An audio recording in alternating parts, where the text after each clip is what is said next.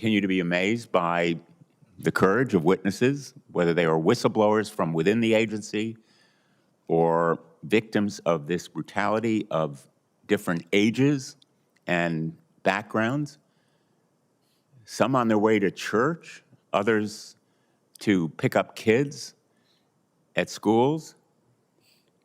All over the country, witnesses come today from Massachusetts, Idaho, Texas, California, and Minnesota. Minneapolis was not an isolated instance. We are all Minneapolis. The nation is Minneapolis. And you truly show us that this is a nationwide trauma and speak for many more who have also been impacted by the Department of Homeland Security's conduct.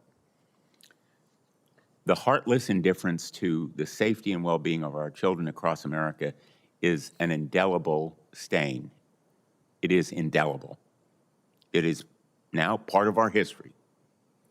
And in making it part of our history and highlighting it today, we want to reverse those practices and reform the agency. And right now, in the United States Senate, we are debating legislation that would, in fact, reform this out-of-control, reckless, lawless agency. The shock value of your testimony today should move our nation and should persuade my colleagues that now is the time for reform. We have to bring this agency home and restore the rule of law in the Department of Homeland Security to make sure that our nation is, in fact, secure. With that, I want to introduce today's witnesses.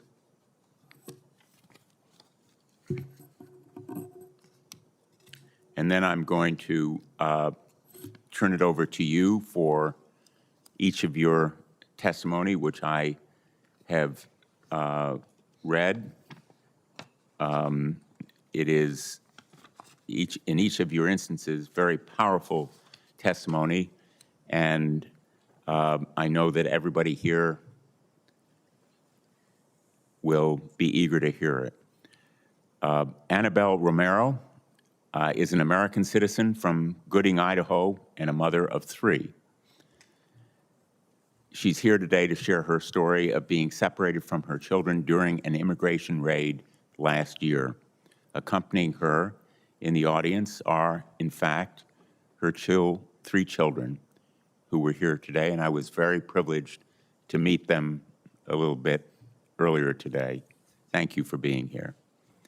Arnaldo Bazan is a 16-year-old American citizen from Houston, Texas, who is here to share his story of being assaulted by immigration agencies as they attempted to detain his father, who was taking him to school. Zena Stenvik. Ms. Stenvik is the superintendent of Columbia Heights Public Schools, just outside of Minneapolis. Several students from her district, including 5-year-old Liam Conejo Ramos and his father, were detained and traumatized by Department of Homeland Security agents during Operation Metro Surge. Fernando Hernandez Garcia is an 18-year-old American citizen from the Rio Grande Valley in Texas. Last year, DHS deported his parents and siblings, including his then 10-year-old United States citizen sister, who has suffered from a rare brain tumor. Andreina Mejia is an American citizen from Arrieta, California, who is here to tell her story about being separated from her 15-year-old son, who has special needs, while they were waiting for her daughter outside their local high school. Ana Michelle Ramirez Senan is an 18-year-old American citizen from Chelsea, Massachusetts, and she is here to tell her story of being restrained by DHS agents along with her 13-year-old brother after her mother's car was stopped. I will make one last point before I turn it over to Ms. Romero. In case you didn't follow my introduction, every witness here is a United States citizen. A United States citizen. No criminal background, no history of wrongdoing, a United States citizen who either is or represents children who have been brutally terrorized by the Department of Homeland Security. Ms. Romero. First of all, I want to say thank you for having me. My name is Annabelle Romero. I'm a U.S. citizen, born and raised in Idaho. If you could bring the microphone a little bit closer. I am a medical assistant, a wife, a mother of 4. October 19th, 2025 was the day our lives changed for the bad. I took my kids to La Catedral in Idaho, where families gathered on Sundays to watch horse races and spend time together. I have gone to horse races since I can remember. It has always been a part of my life. That day was like any other fun day at the horse races for my family. I went with my stepson and my 3 youngest children, Suhei, 14, Nevea, 8, and Alfredo Abel, 6. We watched a couple of races. It was a rainy morning, so the children were in and out of my truck. They got hungry, and I got them some food for them from one of the vendors. There were vendors of all sorts there. The 2 youngest children stayed in the truck with my oldest daughter eating their food.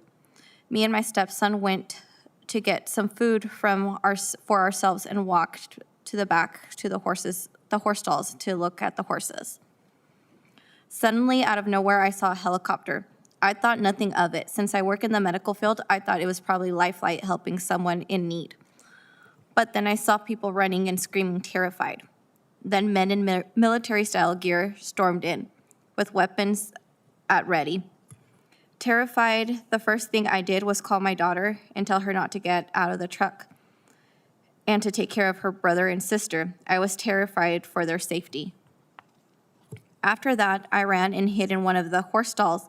It was violent chaos everywhere. Armed men barged in immediately. They started grabbing me without letting me know what was going on, who they were, or why they were there. They did not identify themselves. I was demanding answers. They started grabbing me. I told them not to touch me, and they wouldn't give me any answers. They kept on grabbing me.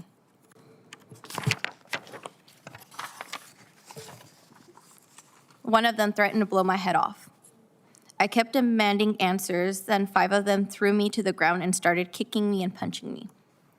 My head was in the shavings, I couldn't breathe, and they zip-tied me in the back. After that, they brought me up, and I told them I needed to get to my children. One of them actually laughed and said they were taking better care of them than I was.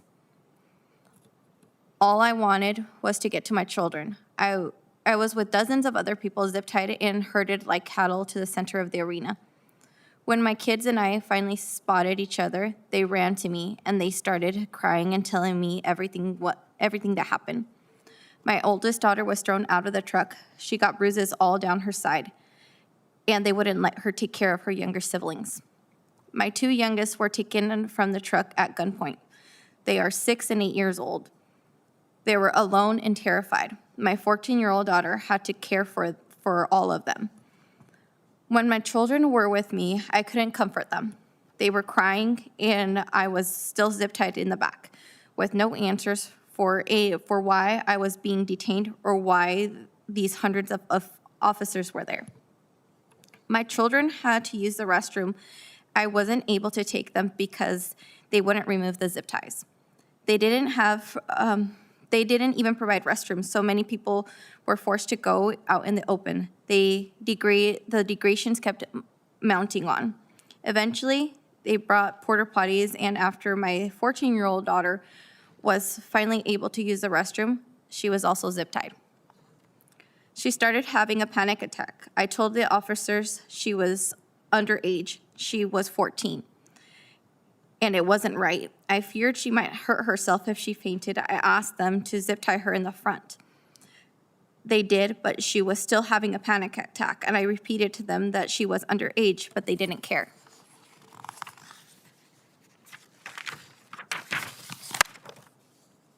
We waited like that, zip tied and scared, for 3 hours. When my daughter told an officer her zip ties were too tight, he laughed. Eventually, we realized that what was happening, they herded us like cattle and tied us up so the ICE could check everyone's immigration status.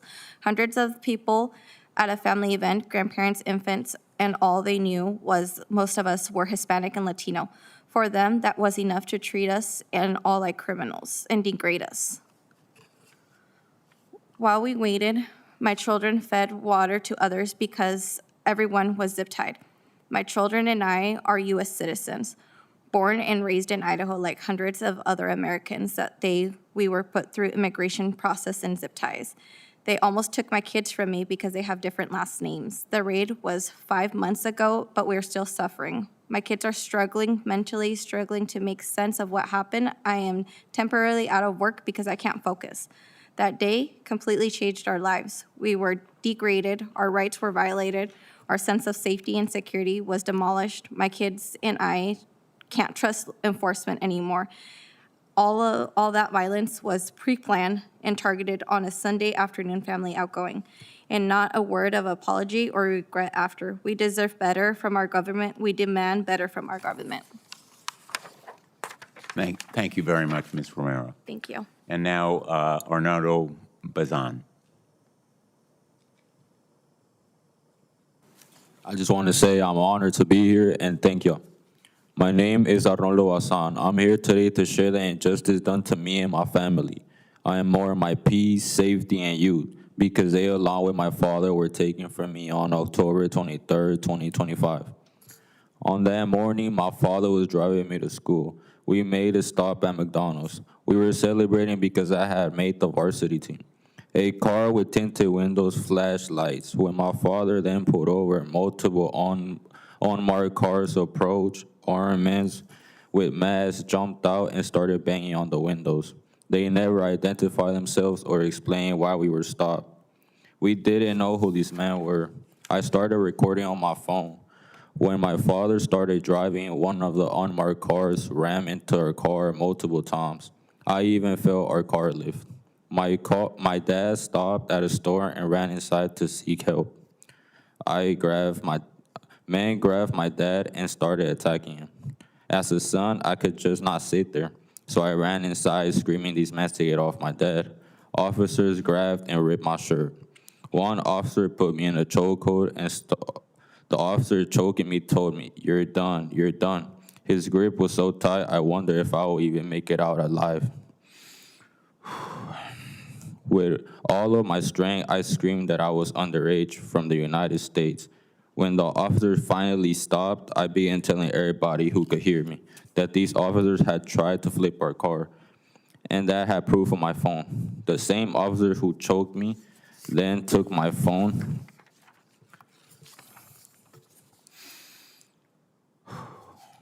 The officer put me and my dad in the car. They mocked us. They told me that I was gay for crying, an illegal idiot, a border hopper, and other demeaning words. These officers even celebrated that they caught 2 people and their bonus will be good.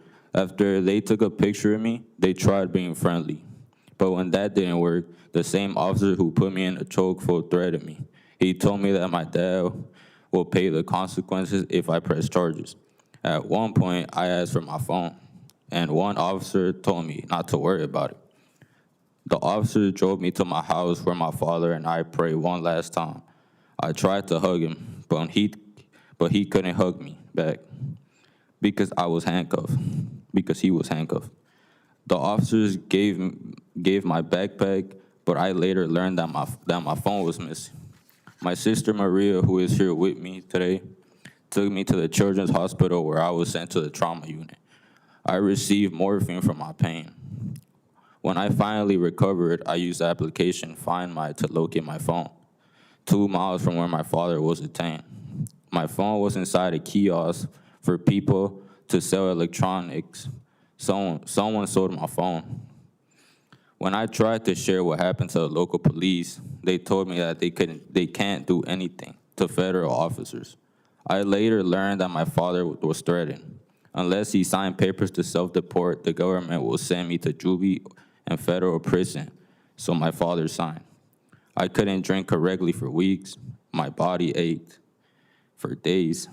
I couldn't sleep. I missed school. All of this affects me to this day. When I go to school, I pray I come back home safely. Whenever I hear sirens or I see an officer, my heart starts racing. I don't even know when I'll see my father again. I'm sharing this story so it doesn't happen to other people. This is not the America I know.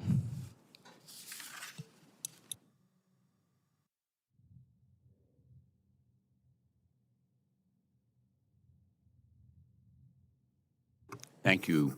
And now Ms. Stenvik.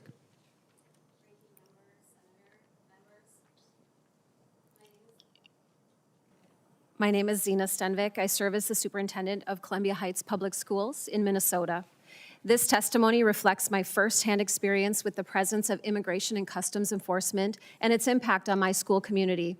I have also consulted with our licensed school-based mental health clinicians to better understand the trauma responses that we are seeing in children affected by Operation Metro Surge. Columbia Heights Public Schools is located adjacent to Northeast Minneapolis with about 3,400 students, and we have a very diverse student population. Columbia Heights is a designated city of peace and was recognized as an All-America City in 2016 by the National Civic League. In October of 2025, ICE activity began to ramp up in our area. On January 6th, our first student was detained with her mother on their way to school. She was 10 years old. By that afternoon, they had been whisked away to a detention center in Texas. This was the first of 7 of our students who would be detained, including 5-year-old Liam Conejo Ramos. None of the families I've worked with entered this country unlawfully. They were permitted to be here by the United States government. I personally reviewed their documentation. I saw their alien registration numbers, documentations of their scheduled check-in appointments. It became clear to me that these were not operations targeted towards violent criminals. No, their actions consisted of racially profiling Black and brown people who had happened to drive by where ICE was staged. It became a daily occurrence to see multiple ICE vehicles driving in front of and behind our schools, especially during arrival and dismissal times. There were times where we had to pull kids in from the playground or delay dismissal due to heavy ICE presence near our school grounds. ICE vehicles came onto our school property multiple times. Because many families were too afraid to leave their homes, neighbors transported children to and from school, and teachers walked groups of students home as ICE vehicles circled. Our PTOs, community members, local food shelves, and churches mobilized to provide safe transportation, food delivery, rent assistance, and essential resources to families. Several 16 and 17-year-olds were pulled over by ICE agents while driving to school. I'm not sure if anyone in the room is a combat veteran, but one of my colleagues saw a photo of my 17-year-old student apprehended and flanked by armed men in fatigues, faces covered, and said, "This looks like Fallujah, a war zone, our peaceful community compared to a war zone." The impact on our students has occurred on 3 distinct levels. First are the children who were directly detained in Texas. Those who have returned came home sick, and their parents forced to wear ankle monitors despite no crimes being committed. Second are the children who were sequestered in their homes for months, attending school virtually out of fear. The third group includes students who are not in any danger of being detained, but lived in constant fear due to the pervasive ICE presence in our community. These students ask questions like, "Can I be taken? Will my mom be home from school or home after school?" 6 of our 7 detained students have returned home, and most of our elementary students have come back to in-person learning. However, as they return, we are observing clear and concerning signs of trauma.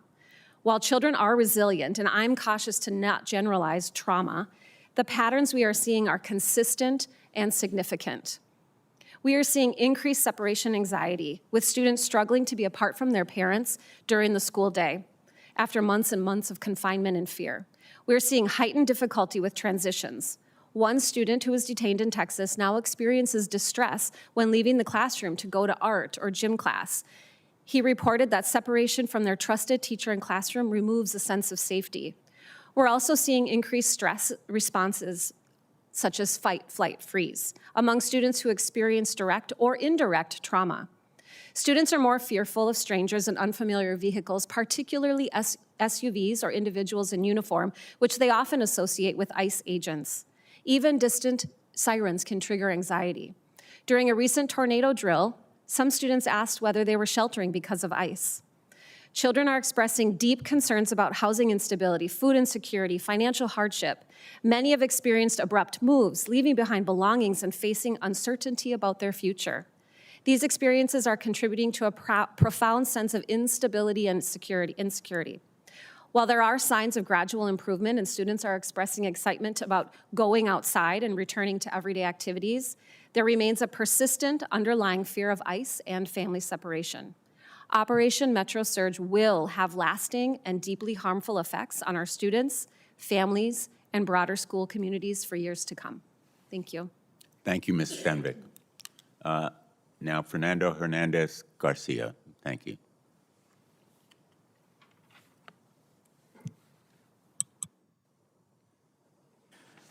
Thank you, Senator Blumenthal, for the honor of being your guest today and the opportunity to share my story. My name is Fernando Hernandez Garcia, except it's not. That's my name that I have to use to protect mine and my family's safety. Over 1 year ago, my life has completely changed. One morning, my little sister woke up and told my parents that her head hurt. My parents took this very seriously because the year before, she had an emergency surgery to remove a tumor. My parents and my 5 siblings got in the car and drove from South Texas to Houston so she could see a specialist at Texas Children's Hospital. On the way, government officials stopped them at the checkpoint and deported everyone, even though my parents told them about my sister's condition, even though my siblings are U.S. citizens. I wasn't with my family at the time, but I was familiar with the route and process they took to get my sister to the Houston to go visit her doctors. We did this several times without issue previously before the Trump administration took office. I was visiting relatives out of state when I received a call from my parents that they had been detained and would soon be deported. I remember this day like it was yesterday because it was the last day I remember feeling like a kid. When I heard the news, I couldn't breathe. I didn't know what I was going to do. My mom worried about me returning to our home in South Texas alone, but I had to finish high school and I wanted to make sure I could do everything in my power to stay on top of the bills and keep the home my mom and dad had sacrificed so much for. Over the past year, I've worked hard to make sure I was the first in my family to graduate from a U.S. high school. My parents were not there to celebrate this honor with me. I began working multiple jobs to send money to my family, keep up on housing payments, and when possible, continue advocating for my family to return home. While my friends planned for college, joined the military, and started working towards their career goals, I spent all of my time working. I still do. Even being here to advocate my family has impacted my ability to work. I can't think about the things my peers are doing because I honestly can't relate. When I have a small moment of free time, I call my parents so they know I'm all right, so my siblings can hear my voice. When I call my mom, she tells me how my sister can't get the treatment she needs in the rural part of Mexico they're in because she isn't a Mexican citizen. How she's getting worse by the day, having a lot of the same medical issues she had when the brain tumor was diagnosed. She has a novel medical condition that needs specialized care. My dad recently got a job that requires him to travel a lot in Mexico. It pays better, but the road can be a dangerous place, she tells me. I could hear the stress in my mom's voice, and I just wish I could take the weight off her shoulders. The situation is a nightmare that I can't wake up from, that my family can't wake up from. My baby sister needs to see her doctors, but she needs to get the care alongside her family. I need my family to come home. I'm 18 years old. I still need the support of my parents. I need to be around my siblings. I've been dreaming of going to college, but that isn't something I can do without the support of my support system, both financially or emotionally. You can say all you want about these awful immigration policies don't impact U.S. citizens, but that's a lie. My family was ripped apart from me and my future along with them. If my parents were still here, they would have pushed me to go to college, to dream big, and they would have helped me to make it happen. Now, I don't even think I have the time to do that. My baby sister could die as a result of this mess. Today, I've been asked several times how you can help me to how y'all can help me bring my family home, save my sister, end this nightmare for me, for all the other families like mine who just want to live an honest life and are hardworking for a better future.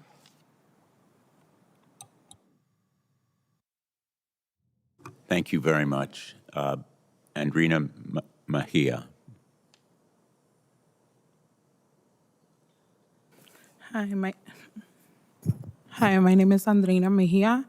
I'm a 36-year-old mother of two. When the incident happened with me and my son, it was on August 11th before they went back to school. I was enrolling my daughter in her upcoming high school, where me and my son were waiting in the car, and I just remember I seen these two cars approaching my car. I literally thought they were gonna crash into us. Two individuals with masks on covering their face, they got off pointing their guns at me and my son. One came on my side, the other one went on my son's side. They handcuffed him, and I was confused. I just told my son, follow directions, listen to what they're telling you. Just because in my mind, I'm like, I don't want them to shoot my son. So I got off, and the person who was next to me was telling me that they were looking for an individual, that they thought that was my son. So they showed me a picture on their phone, and they told me, this is your son? I'm like, no, that's not my son. So I told them, can I go to my son, because I saw my son was nervous. At the time, I was speaking to a friend on the phone, and she told me that all she could hear my son responding to the other individual who had him handcuffed was, hi, my name is Baldemar. I'm 15 years old. I'm a U.S. citizen, and I'm in special classes. So after that, they took the handcuffs off. They allowed him to come to my side.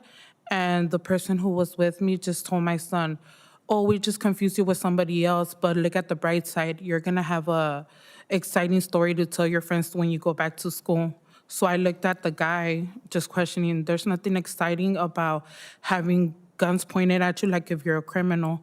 After that, I had to wait for the police to file a report. And I was really upset just by the fact that they left bullets in front of my car on the floor. So I took pictures of that. And after that, I saw the news, and I seen that the LAUSD had done like a conference meeting where they said that the LAPD had reached out to Homeland Security, told them that, oh, can you send your people back because they left ammunition on the floor? And they said that their response was they were laughing, and they're like, oh, no, we don't need them. You could just keep them so you could practice your targeting. At that moment, I'm like, when you have a son that's in special classes, he has trouble hearing, he wears hearing aids, he has a speech delay, my mind was, I have to protect my son at all costs. If I don't protect him, nobody will. So I'm just thankful that I was there to protect him, because I just think about that day, and I just think if I wasn't there to protect him and my son would have gotten scared, what about if they would have just, they would have shot him or something. So, I mean, it's been kind of difficult for him to go to school. He will wake up crying. He sees cars with tinted windows and he's scared. He tells me, Mom, is it them? I'm like, no, it's just a regular car. So right now he's doing a bit better, but he says that sometimes he can't sleep. Thank you very much. Now, Michelle Ramirez Zanan.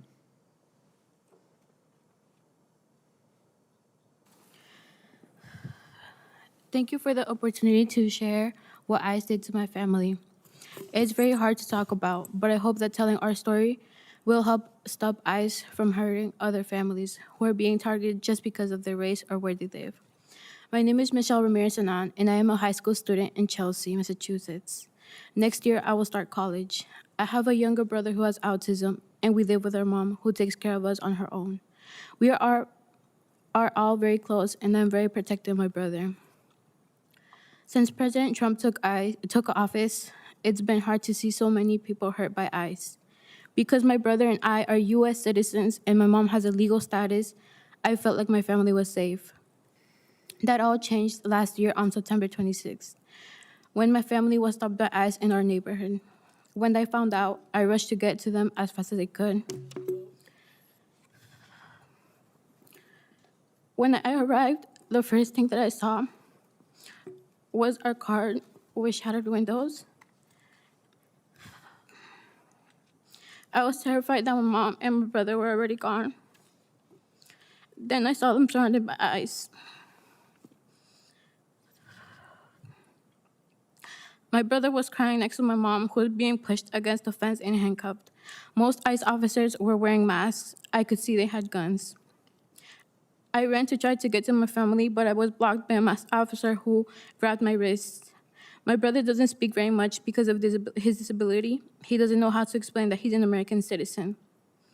I was terrified that the officers were going to hurt him or take him away. I tried to protect him by yelling out, "My brother has autism." But instead of helping him, the ICE officer kept blocking me and told me to shut up. I heard my mom cry out in pain. ICE officers slammed her on the ground and everything froze. I was so scared that she was hurt, that she wouldn't be okay. The ICE officers finally let my brother come to me, and I gave him a big hug. He was crying. Then I saw that ICE was trying to take my family into one of their cars. I couldn't understand why, because she has a legal status. I was terrified that we would never see her again. I have asthma, and I started having trouble breathing. I didn't know what we would do without my mom. She is all we have. Finally, the local police arrived and told ICE to check my mom's ID. They did and let her go. A neighbor brought us water, and I sat with my brother and tried to calm down while the paramedics held my mom. We were then taken to the hospital in an ambulance. The entire incident lasted about half an hour, but my family and I will never be the same. Since that day, I have had a harder time focusing in school, taking care of myself, and managing my anxiety. I have had trouble sleeping and headaches. I was so excited to join my senior year before starting a new chapter in college. But now, I spend so much of my time wondering why this happened to us. What if the police didn't get there in time to stop ICE from taking my mom? What if ICE comes after us again? Each time I leave my house, a part of me worries that I won't get home safe. But I also see how much my mom and my brother are struggling, so I try to be strong for them. It is especially hard to see the way my younger brother has changed. Because of his disability and age, he's had a hard time processing what happened. Even with medical and professional help support, he went from always wanting to go out to now just wanting to stay at home. He spends more time alone. He has nightmares and cries a lot. The first time he tried going back into our car, he called me crying and had to get out. I worry about what will happen when I'm no longer living at home to support him and my mom. To stand up for our rights, we filed a complaint against ICE with the help of lawyers for civil rights in Boston. I am speaking out today for the families who can't speak against ICE. I am speaking out today to help understand people who ICE is hurting. I am a citizen. I am also a sister, a high school student, and a daughter. I like drawing, dancing, and spending time with my family. Kids and teenagers who look like me aren't safe even if we're in our own communities, even if we follow all the rules. ICE may have let my family go, but they took so much more for us. They made me feel like my family didn't matter and that no one would care what happens to us. Thank you for the opportunity to help show that people do care and that we are all human beings no matter what. Thank you very much to all of you for your testimony. We're going to have questions now from members of the Senate and the House of Representatives. The Senate is actually in the midst of a vote right now. So Senator Klobuchar and I are going to have to run to vote. I'm going to yield to her first. Each of us is going to have 4-minute rounds, and I'll yield to her for part of my 4 minutes. I'll ask maybe one question, and then I'll turn it over to Representative Garcia while I vote, and then I'll run back because I don't want to miss any more of the questions than is possible. But Thank you. I'll Thank yield you, to Senator Senator Blumenthal. In a Klobuchar. Senate fashion, I'll take all 4 minutes. I will not. I just want to thank you all for being willing to share your stories. And I wanted to especially acknowledge Superintendent Stenvik.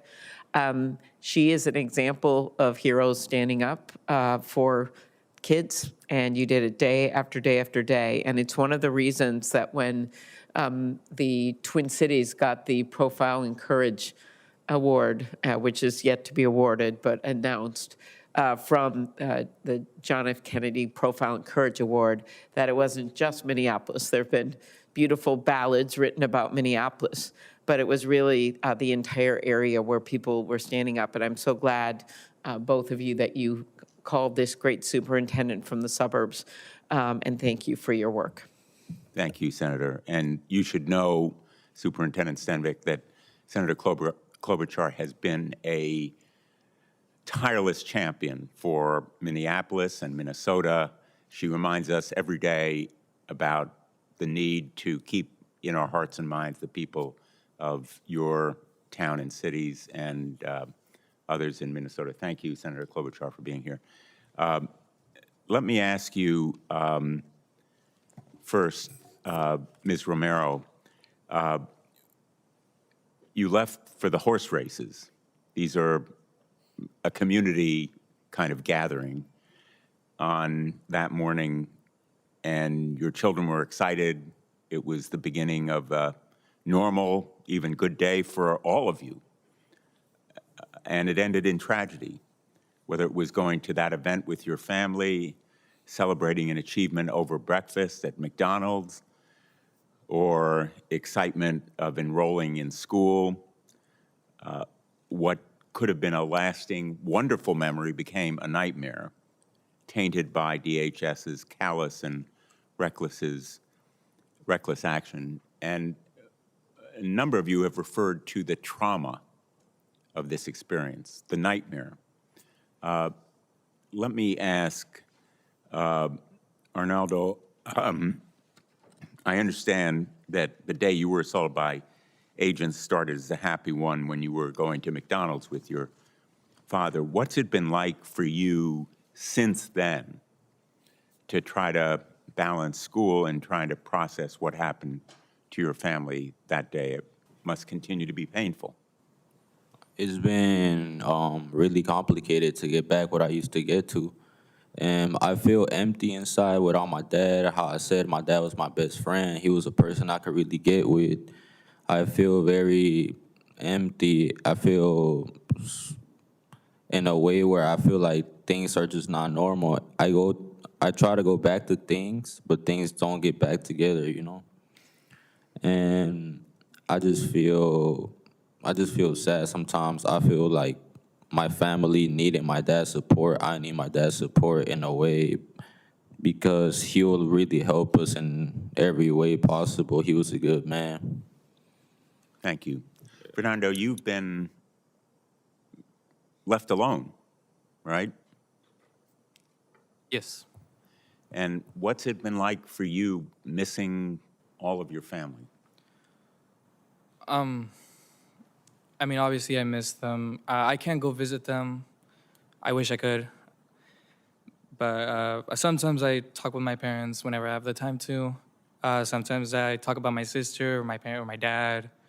Sometimes I get to see my sister over a video call. And that's how I get to see them sometimes. Thank you. Ms. Stenvik, you commented on the impact not only on the individuals involved, but on the entire community, the ripple effect. Maybe you can expand a little bit on that point. Yeah, no child is unscathed in my school district by Operation Metro Surge. There was, a cloud of fear encompassing our entire community. So everyone was impacted, not only our children, but we have staff who were impacted, and all of the community members came together to support one another. So that meant standing out in below zero weather on every corner of every school to protect children. So like I said, the layers of trauma and impact are very pervasive. Thank you. I am going to run, and I'll turn it over to Representative Garcia. He can call on members of the House in order. Thank you. I'll be right back. Thank you, Senator. First of all, you're all incredibly courageous. Thanks for being here. Superintendent, thank you for your testimony and for your leadership. I know it's been very difficult. You testified about the trauma that you are seeing in your schools, to the children, to the families. You reported that federal immigration agents have circled your schools, coming into school parking lots and following school buses. Unreal, not acceptable, and every American should be concerned what's happening in schools across the country. Now, Liam Ramos was one of your students. We've gotten to know Liam's story. Now, we also know that Liam was used as bait to lure his mother from her home so that she could be arrested. Simple question, is Liam a criminal? Absolutely not. Does targeting your students like Liam do anything to make our country safer? Absolutely not. The administration claims to be going after the worst of the worst. That is a complete lie. Is Liam the worst of the worst? He's a great kid. A great kid, and they are hurting 5-year-olds. Liam and his family are from Ecuador. They are immigrants. Liam actually won't even wear that hat anymore because he's scared to identify himself. He was taken to Dilley Detention Center, over 1,000 miles away. This is a place where hundreds of children have been locked up and held. This place, parents and immigration lawyers have described children there losing weight, finding worms in their food, suffering severe mental health challenges, getting inadequate medical treatment, and even standing in line for hours to get a single dose of medication. Some have suffered emergencies while being detained. Now, is it also true that there were 7 other children that were detained from your schools? Seven of my students were detained. 6 ended up at Dilley. This should disgust every single person that hears the story, and I want to thank you. It's an outrage. Innocent kids are suffering because of what's happening right now across this country. Arnaldo, I want to go back to your testimony. You shared what happened to you. You're in the 10th grade, correct? Yes, sir. And you talked about your dad and you getting breakfast together at McDonald's, which was kind of something that you guys did. I relate to that. I'm an immigrant kid. My family and I went to McDonald's all the time. It was a place where we would go and we bonded as well. That's where mass agents stopped you, is that correct? Yes, sir. Now, the government actually said, falsely, that your father rammed his van into one of the officers' vehicles. Your own video of the incident, which you took heroically, by the way, shows that agents rammed your van 4 times. Is that correct? Yes, sir. Now, they lied to cover up their own crimes and brutality. Now, did you know that they were law enforcement? No, sir. They never identify themselves. So they never identified themselves. Now, your dad is arrested, he's beaten, and you actually try to help him. And after the agents tackled you, one agent pressed his knee onto your back while another put you in a chokehold. Is that correct? Yes, sir. I'm disgusted, of course, that this has happened to you. Now, you told the officers that you were trying to go to school. Is that correct? Yes, sir. You told the officers that you were a U.S. citizen. Is that correct? Yes, sir. And this is how they responded. I want to show you another picture here. And I know we've shared with you that we were going to show this. It's concerning. They were so brutal that you needed medical attention, as you can see here. A nurse at the hospital where you were taken actually called 911 to report to the police that you had been choked and beaten, and you were repeatedly called slurs by the officers. Is that correct? Yes, sir. What are some of the names that they called you? Illegal son of an alien, border hopper. They called you gay for crying as well? Yes, They sir. called you a criminal? They called you a beaner, is that correct? Yes, sir. As I understand, while you were being assaulted, you were told the agents that you had filmed this on their cell phone, is that right? Yes, sir. And that's when they took your phone away. Yes, sir. These agents didn't just take your phone, they sold it. They pawned it at a kiosk for $250 cash. Is that correct? Yes, sir. This is Donald Trump's America. He wants violence, terror, chaos, and ICE shouldn't get one more penny from this Congress or from this budget. I apologize to you for what you've had to go through. That should have never happened to you, and I'm so sorry. We're going to investigate, we're going to demand justice, and we're here to stand up for you and so many others across this country. With that, I yield back my time, and I want to turn this over to Representative Khanna from California. Thank you, Ranking Member Garcia. Thank you for convening us today. Ms. Romero, I was so moved by your testimony. You were in Idaho at a horse race with your kids, and is it correct that ICE officers then came up to you and said that they would blow your head off? That is correct. That's the exact language they used? No, they used, we're going to F and blow your head off. That's just disgusting. And is it true that they said they could take better care of your kids than you could? Yes, they did say that. How did that make you feel as a mom? Angry. I wanted to just run and go get my kids. I was just angry and scared for them. And you're an American citizen, correct? That is correct. And Mr. Bazan, I wanted to hear your story. It's true that the ICE agents put you in a chokehold? Yes, sir. And how long was this chokehold? Like 1 minute. And what were you doing while they were having you in a chokehold? Were you trying to ask for help? I was screaming everything I could, what happened before we got to that situation. And they just ignored it? They just ignored when I said I was a 16-year-old underage, U.S. citizen. He told me I was done. And you had to go to the hospital afterwards for medical treatment? Yes, sir. And the nurse basically looking at you knew you had been assaulted? Yes, sir. And Ms. Ramirez, and you testified so passionately. I was so heartbroken when you talked about your autistic brother and your mother, and that they threw your mother to the ground. And when you talked about your autistic brother, they told you to shut up. This is going on in the United States of America under Donald Trump. I believe we need to arrest and investigate these ICE agents, hold them accountable. But I also believe that this agency, while it has been egregious under Trump, has been violating people's rights since it was founded. Frankly, through Bush, through Obama, through Biden and Trump, it has violated rights of Americans and of immigrants. Trump is just the most egregious case. And what your testimony shows is we need to tear down this agency, and we need to start afresh with a totally different agency to actually uphold people's rights. So I'm appreciative of your courage today. Thank you, Congressman. Representative Emily Randall.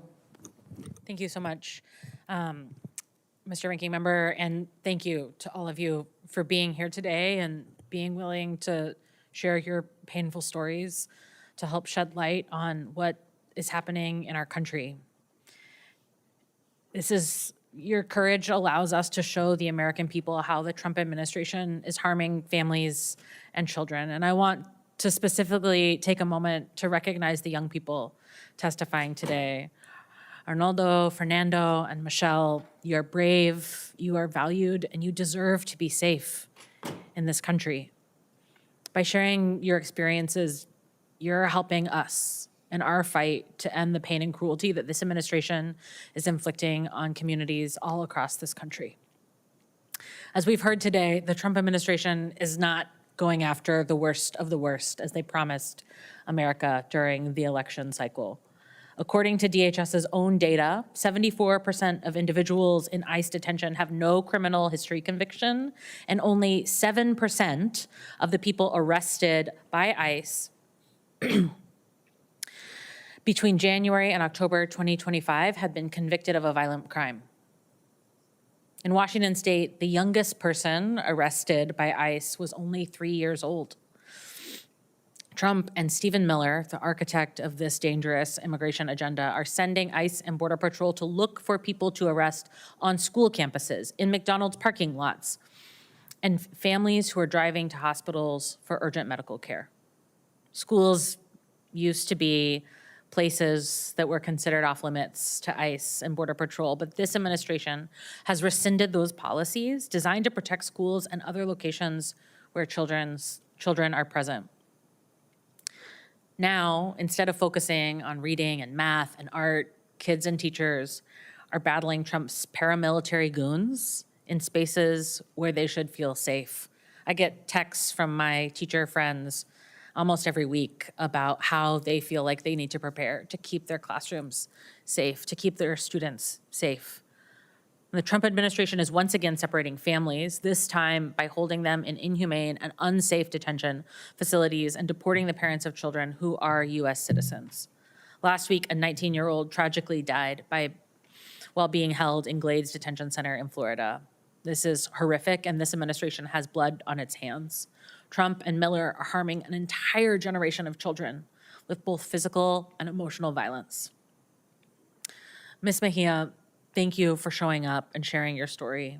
I grew up with a sister with disabilities, and I know firsthand that our government is not built to serve the needs of individuals who have more complicated needs. As federal agents separated you from your son, you tried to explain to them that your son has speech and hearing disabilities. Is that correct? Yes. And when they learned that your son has disabilities, did they begin to interact with him any differently? No. After the federal agents realized their mistake, did they apologize? No. Instead of apologizing to your son, one federal agent acted like the whole thing was no big deal. Is that correct? Yes.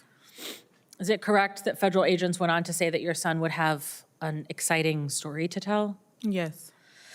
Do you and your son feel like federal agents pointing guns at you and handcuffing your son is exciting? No. How has this interaction with federal immigration agents impacted you, your son, and your family? Well, it was scary, first of all, because like I said, I was enrolling my daughter. So as a single mom, I always go on protect mode when it comes to my kids. Yeah. So knowing that my son really doesn't understand what people tell him, I have to break it down to him in a certain way where he's able to understand. Yeah. And just to see the fear in his eyes and the way he came back to me and hugged me and he was shaking. So I think about it and I think about it and it's like I relive it over again. And I think I'm just so thankful that I was there to protect him, because having his disability, not understanding what's going on out of nowhere, having guns pointed at you, I was just thinking if I went inside the premises of the school with my daughter and I would have left them alone in my car, imagine if I would have came out and he would have been on the floor, shot or something. So I'm just thankful that I was there. I mean, he still has trouble, but in the beginning it was really hard to the point where I would be driving and I had to pull over because he would literally break down and cry. Thank you so much for sharing. You shouldn't have had to experience that, and we will continue to do everything we can to advocate for no further money to ICE without any protections for American citizens, for the people of this country. You deserve better. Thank you. Representative Walkinshaw. Thank you, Mr. Ranking Member, and I want to thank our witnesses for being here today and for the courage to share your stories with us. The testimony we've heard reveals the impact of the Trump administration's mass deportation agenda, and it makes clear who these policies are harming. Thousands of children who pose no threat to public safety. Despite the administration's rhetoric that their agenda is focused on criminals or the worst of the worst, as we heard, 74% of people in detention have no criminal conviction. As of March, nearly 1,000 children have been detained by the Trump administration, longer than the court-ordered 20-day limit. Thousands more have been detained fewer than 20 days. So despite what President Trump and his cronies at DHS claim, these are not policies making America safer. They are creating an American nightmare for thousands of children. Children who are being held in facilities like the Dilley Detention Center in Texas, sometimes for months, with inadequate medical care, inedible food, and unsafe drinking water. And study after study has documented the impact of detention on children. And a 2025 British Journal of Psychiatry study found that there is no safe period. No safe period. Not 1 minute of detention is safe for children. But the Trump administration doesn't care.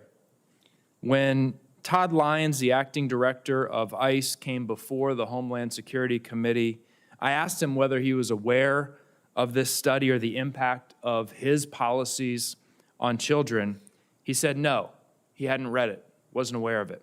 He's responsible for these policies. But we don't actually need the studies to know the impact of detention on these children. They're telling us. I have a 5-year-old, and I know that sometimes young children can't express themselves through words, but they might use pictures. These are some of the pictures from kids at Dilley. This is a picture of a family. Child wrote, "When will we go home?" This is another. "I am 5 years old. I want to go to school. I miss my bear." "I'm 5 years old. I want to go home."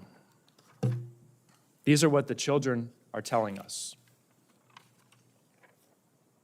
Since the publication of some of these drawings, art supplies have been taken away from children at Dilley.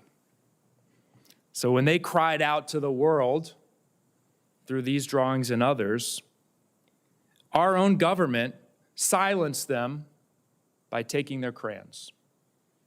That's what's happening. Superintendent Stenvik, we all know the image of Liam. We know some of Liam's story. I wonder if you can share with us, based on your knowledge, what happened to Liam after this photograph, after his family's detention. What do you know about his experience in detention, and how are they readjusting to life today? Well, I had six students who were detained at Dilley, so I can speak on behalf of all of them. I arrived shortly after Liam had been taken by 8 armed and masked agents with his father. I arrived to console his mother.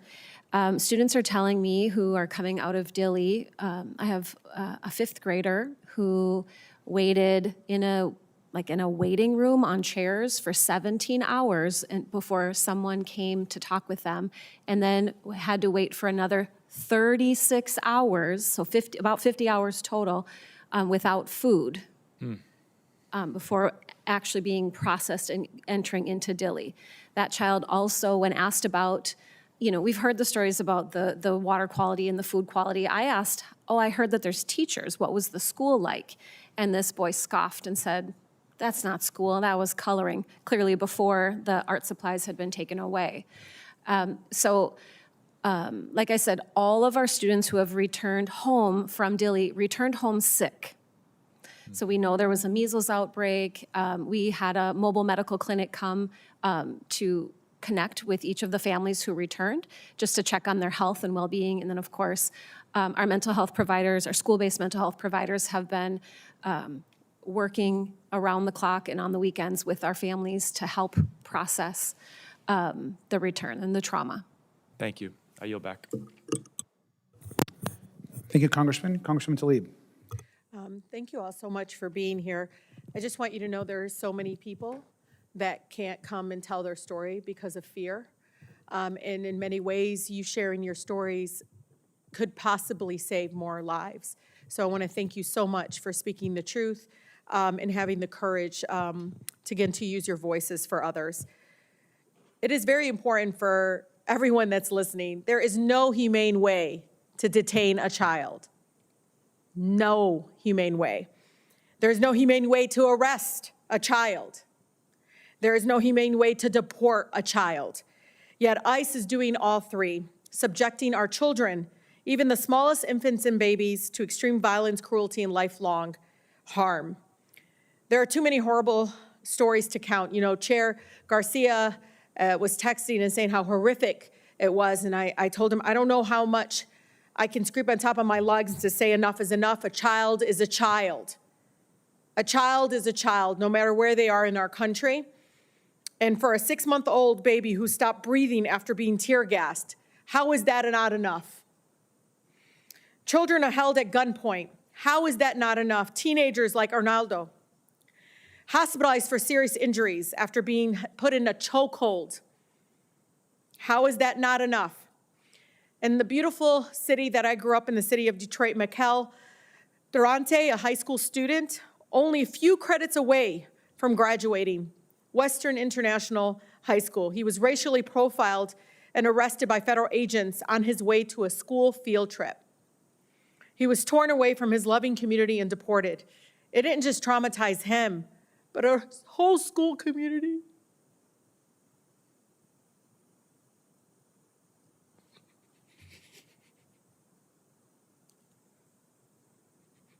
Enough.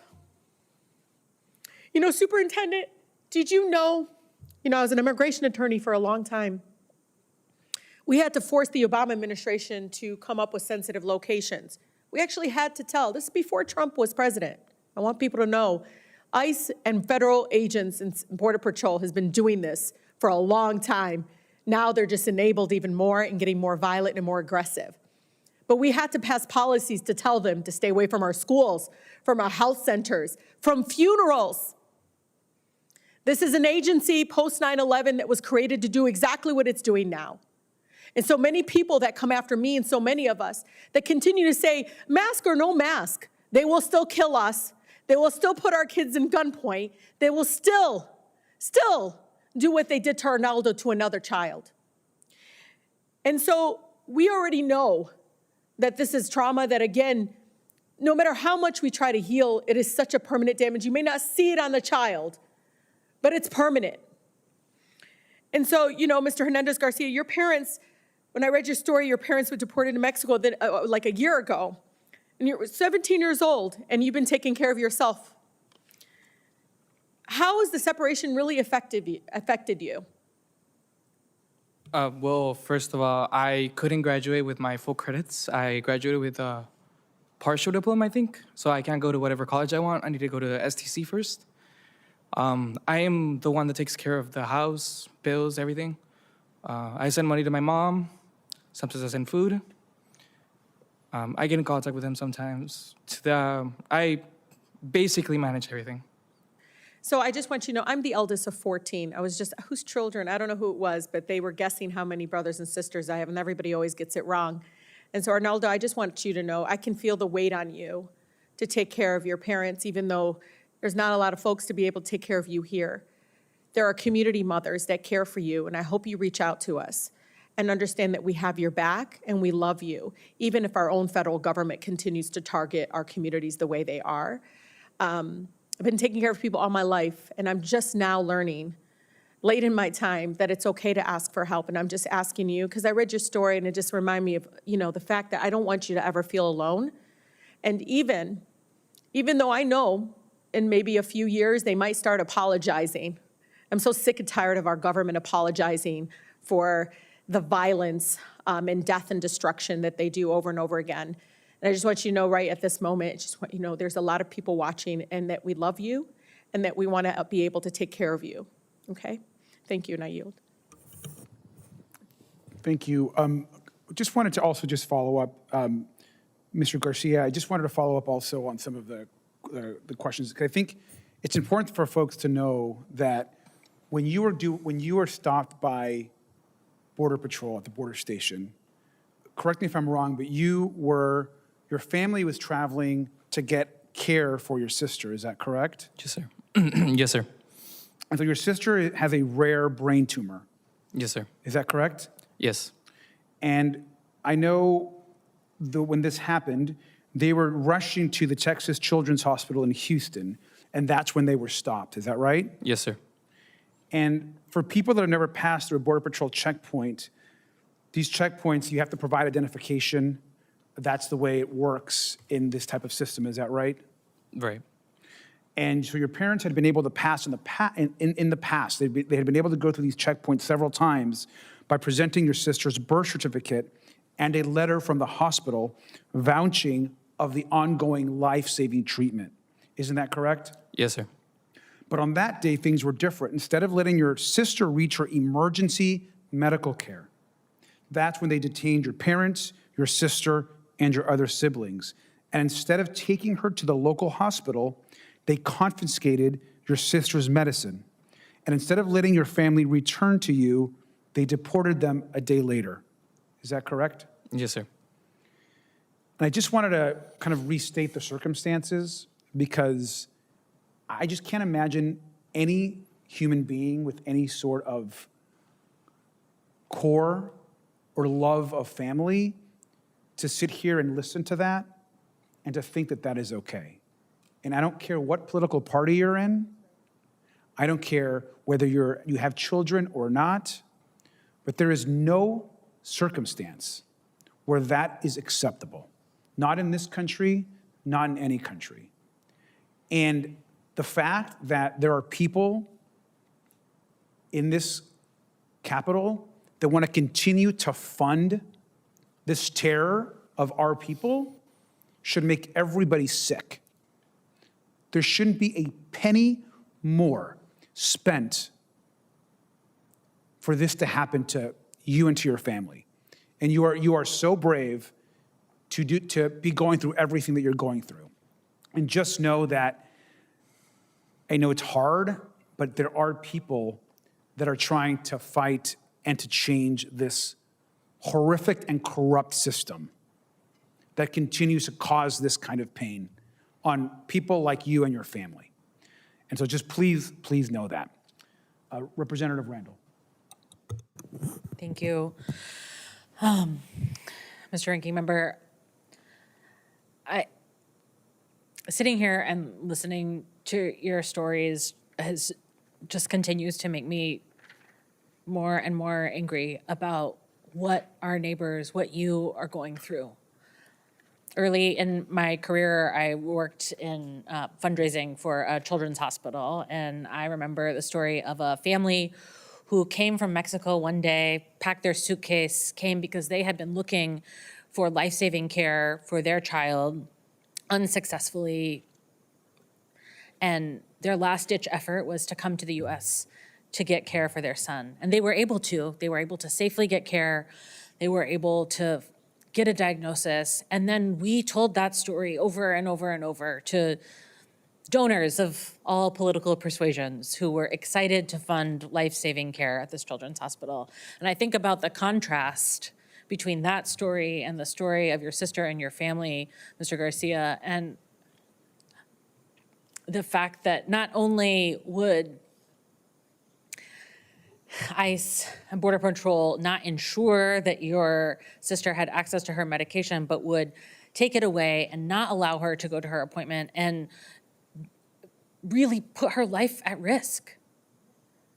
All for this agenda that was meant to be ensuring that criminals are not on our streets, but what is actually happening is that they're terrorizing families and killing people in the streets and setting up barriers for life-saving care for families like yours, for sisters like children like your sister. And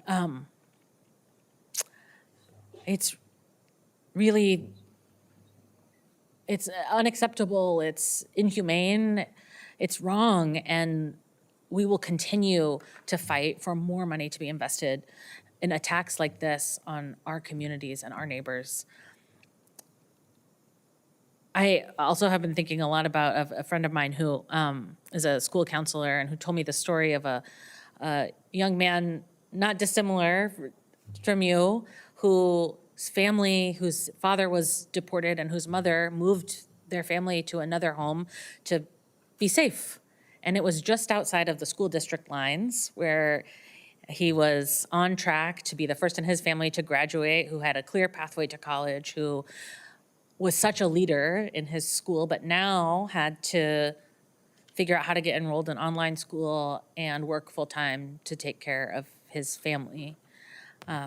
My friend, the guidance counselor, has been trying to figure out how to be supportive to him, but he's no longer one of her students, and she worries every day about what his path will be. Ms. Stenvik, your work in Minnesota and the care you've shown members of your school community are a model for districts across the country. How have the ICE and Border Patrol surges in your community impacted the health and the traumatic stress of children that you're seeing?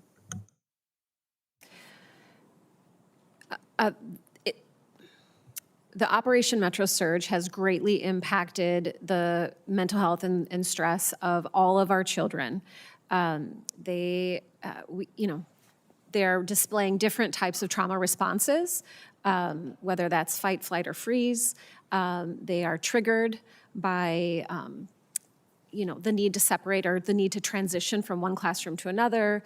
They're triggered by noises out on the playground. So it's greatly impacted them, and we know that this will, it's going to be a long haul, that process of recovery. And so, that also is going to have a financial toll on my school district in terms of needing, not only are we going to need academic recovery, but we're going to need social, emotional, mental health recovery as well. Thank you so much. Thank you. And I'm going to recognize Senator Padilla if he's ready to go.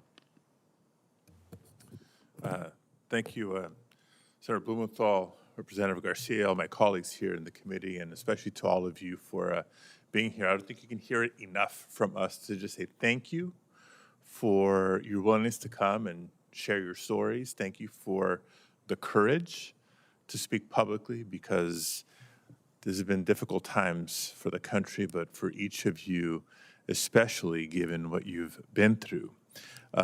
Ms. Romero and Ms. Mejia were practically neighbors. I grew up in Pacoima, and what happened was in Arleta. Arleta High School wasn't even there when I was growing up, but I know the story all too well. Your families, our community has had to witness particularly the treatment of children, U.S. children, is unconscionable. And so can you keep telling us just a little bit more about not just what happened, but how it's affected your family? What's life been like since? Ms. Mejia? I mean, it took me a while to get back to how I was before, and my son is barely getting there. Before, he was this happy kid, even though his disabilities, he's a very, very likable kid. Everybody who meets him automatically, he fights with his sister, obviously, like every sibling, but everybody who gets a chance to meet him, I have never heard anybody, not even teachers, not his old school, heard about what happened to him. They reached out, and actually one teacher was really upset, and ever since then, he's just,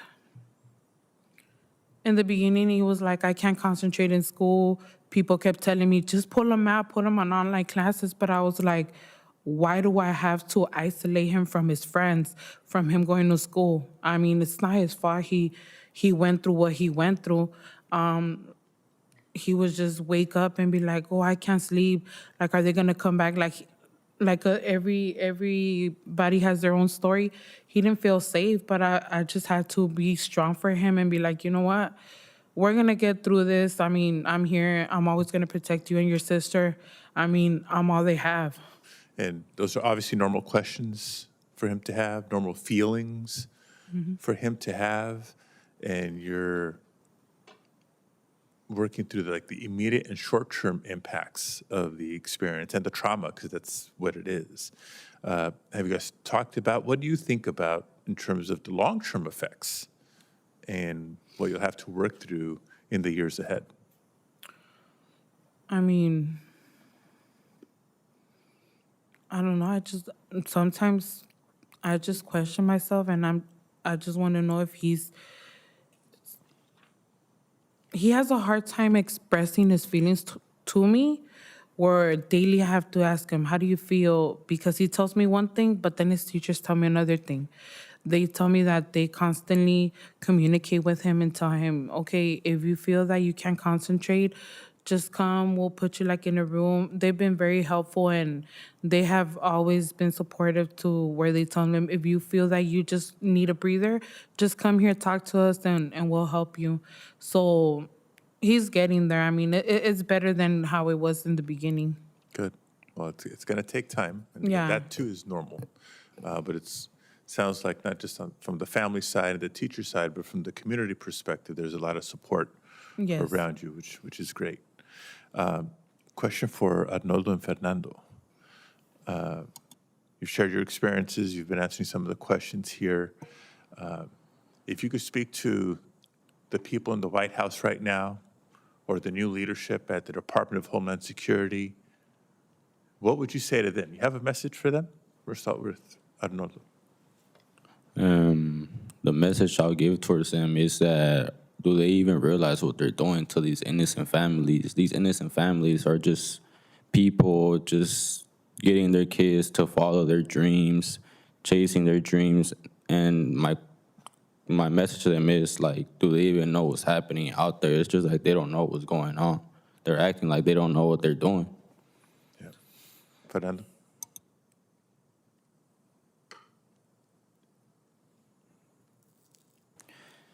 I would tell them, like, do you guys have a heart?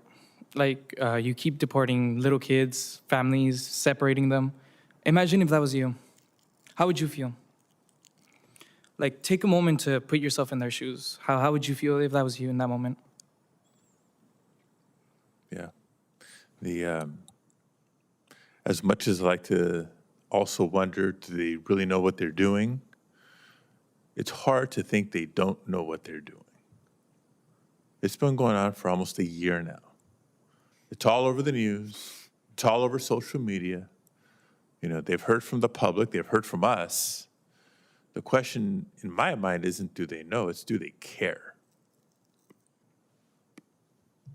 It's their opportunity to change things. It's gone too far. It went too far a long time ago. And we're going to keep pressing to make sure things change. Thank you again for being here. Thank you, Senator Blumenthal. Thanks, Senator Padilla. I think Representative Garcia will recognize. Thank you. I think Representative Walkinshaw has some additional questions. Yeah. Thank you. Ms. Romero, your story, all of the stories are powerful. Yours is particularly insane when I read what you and your children went through. And I just want to ask you a few questions to give us some more details about what happened. So when the immigration agents found out that you and your children were separated from each other at the horse race, did they offer to help find and reunite you and your children? No, they laughed at me and said they were taking better care of them than I was. Okay. And when they approached your truck and they were trying to get your children out of the vehicle, were they calm and respectful? Did they demonstrate any concern that perhaps the way that they acted might cause trauma or harm to your children? What did they do to get them out of the truck? They didn't care what trauma they caused my children. They actually pulled my 14-year-old daughter out of my truck. I have a lifted truck, so it's a pretty high fall for her. She fell. She got dragged out. She got pointed guns at her. They opened the other door for where my other two children were at, and they were screaming, "Whose children are these? Whose children are these?" And my daughter was screaming, "Those are my siblings." And they had guns pointing at my two younger ones, and they're pulling them out, and they wouldn't let my daughter go to them because they were restraining her, and so she actually had to escape them and run to the other side to go get my other two children because they were trying to take them away from her. So they pointed their guns at your children. Give us the ages again of the children who had guns pointed at them. 14, 8, and 6. Okay. One of the things that the Trump administration said after this incident is that no children were zip-tied during the raid. And we've heard the Trump administration lie time after time after time after these incidents, and courts have found them to have lied time after time after time after these incidents. Other than your 14-year-old daughter, do you think or believe that did you see other children zip-tied during the raid? Yes, there was other children. There was actually another child that was actually younger than her, actually zip-tied. There were several that were age 14, her age 16, 17. Yeah, so there was a variety of different ages of children zip-tied. Okay. And when the agents realized that these were young children who were present, did they make any effort to release the families quickly so they could care for their children? No, they didn't care. All they did was, when we were getting to the tent to get processed by ICE, all they did is that if you have younger children, come to the front, but they really weren't caring. They just told us if we had younger children to go, but that's when the tents were already popped up and ICE was already there to run us through to make sure that we were U.S. citizens. And adults, those of us here might make a distinction between ICE, CBP, federal immigration agents, and local police officers or law enforcement, perhaps. But children, for the most part, probably aren't going to make that distinction. When your children now see a police officer, maybe a local police officer, how do they react? And is it different from the way they would react before this raid took place? They get scared, but more than anything, they are scared of the soldiers, the people that are fighting for our country, because of the way that those officials were dressed. They were dressed in military type gear, which they are not. And so my children are afraid to see that, of people that are fighting for our freedom and everything. They are afraid of them as well, which they shouldn't be. Yeah, thank you.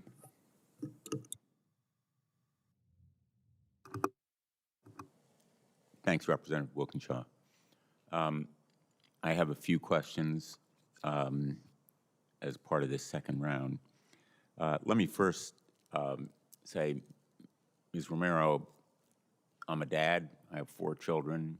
They're now in their 30s, but I can remember well what they were like at the age of your children. And I can't imagine what it would be like to be assaulted, zip-tied, and completely unable to reach my children as masked agents began rounding up everyone around me. I have a picture here which I believe that you took.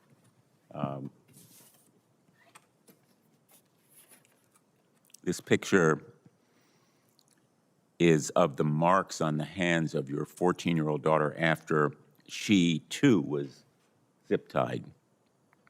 You also spoke of your younger children being forced from your truck at gunpoint. Maybe you can describe what it was like to see your daughter zip-tied and your children treated this way right in front of you.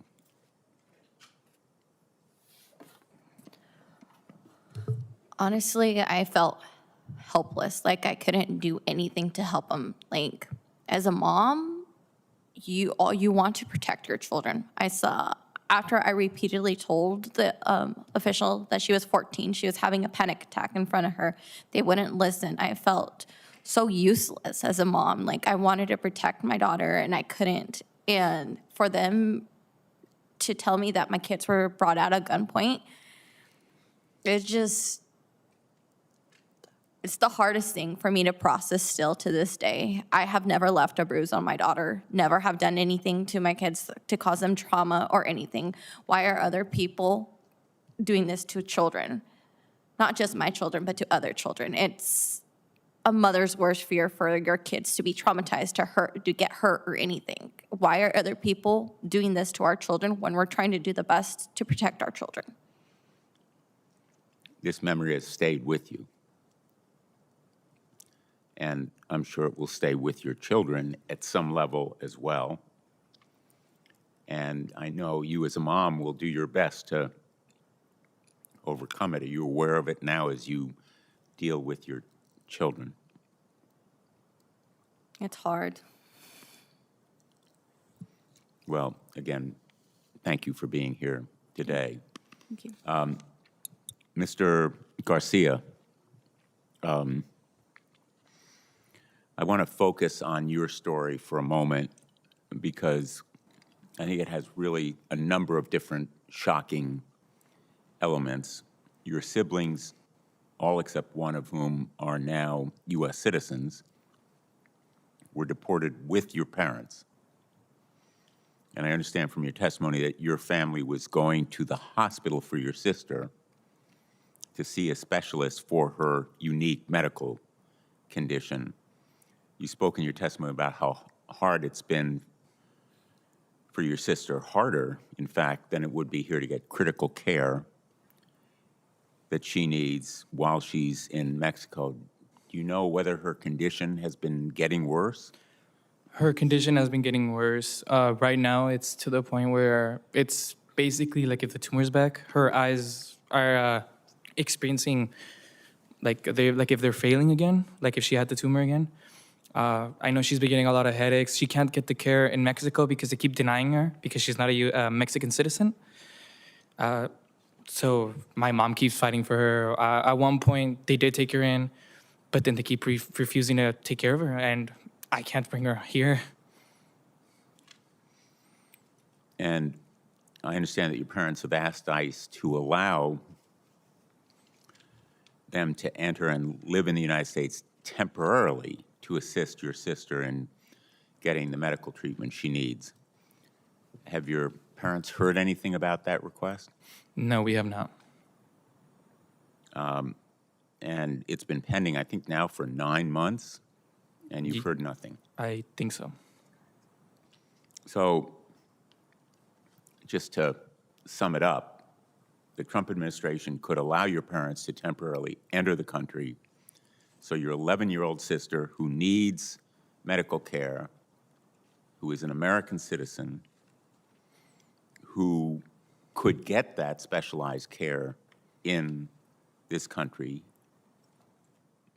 it's specialized care she needs to survive, has been denied it.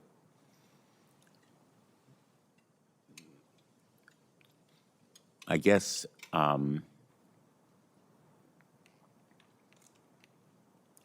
have to say this cruelty is simply inexplicable. And I'm sorry you're going through it. I'm sorry for your sister and your family. And again, my thanks for being here today. Finally, let me just ask all of you, each of you has talked about the violence, unimaginable violence that you've either witnessed or experienced yourselves. And despite those experiences and the fear that each of you may have felt, you've come forward with courage to tell your stories. Why is it important for you? Why is it important for each of you, and I'll go down the witness table, for the world to know these stories? Why is it important for you that the world hear you and see you? Ms. Romero?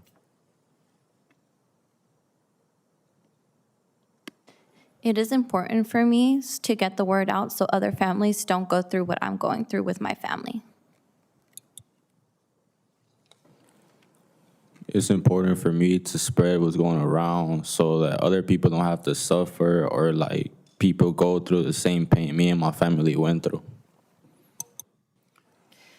I actually did not want to originally speak up, right? I denied many, many media requests for weeks. And because of fear of retaliation, and I worked closely with my school board chair, really talking about the scale between helpful and harmful for our community, for our school district. And the day that little Liam was taken, he was actually the second child taken from our district that day. A 17-year-old was detained earlier in the morning. And there were just ICE agents everywhere, all around our schools, and we just felt so saturated. And then, you know, in supporting Liam's mother, she asked us to speak up.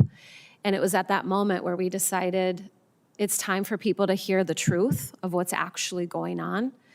And we decided we couldn't be any bigger of a target at that point. So it was about telling the truth. You know, I'm been given the charge to care for 3,400 children and almost 600 staff members. And so that's really important. And I know, you know, teachers love their students as though they're their own children, right? These are our children too, and we care about our families and our students. And So it was about telling the truth and with the hopes that this would come to an end. Thank you. It's important to talk about this so that we, the people, can stop the abuse and danger to families. That way we can stop deporting civilians to other places. And that way we can spread the word out to stop the organization from doing horrible things.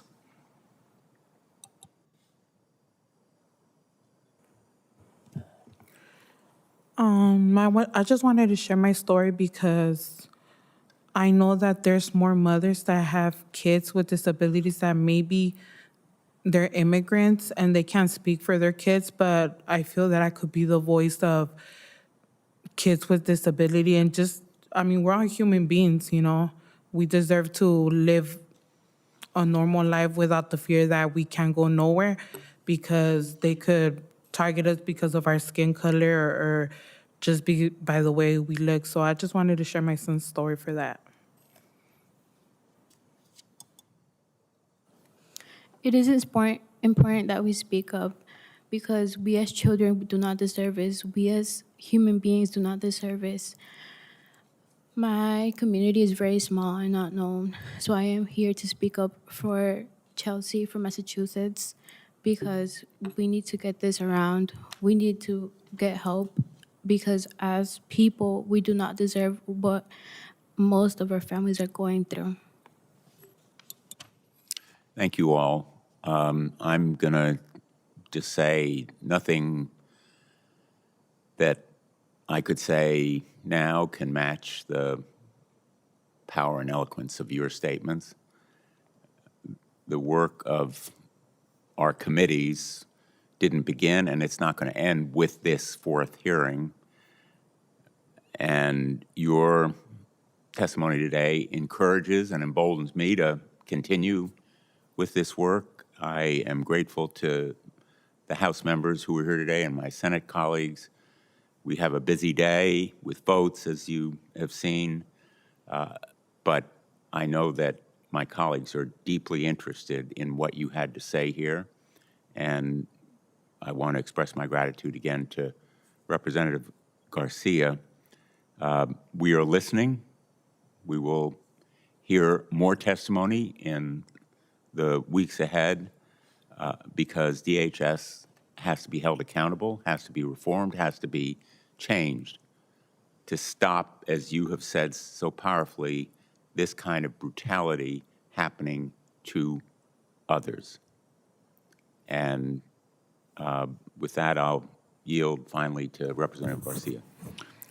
Thank you, Senator Blumenthal, again for hosting us and for these opportunities to hear these really courageous stories. I just want to thank all of you one more time and just want you all to know that the courage and you're telling your story, the story of your family, is powerful and it makes a huge difference. And what you're doing here today is actually going to help so many other people across this country. It's going to bring change. It's going to uplift other stories. And you're truly all heroes. As it relates to us, we view you all as the heroes that you are. And so thank you again for being here. Thank you, Senator. With that, we are adjourned.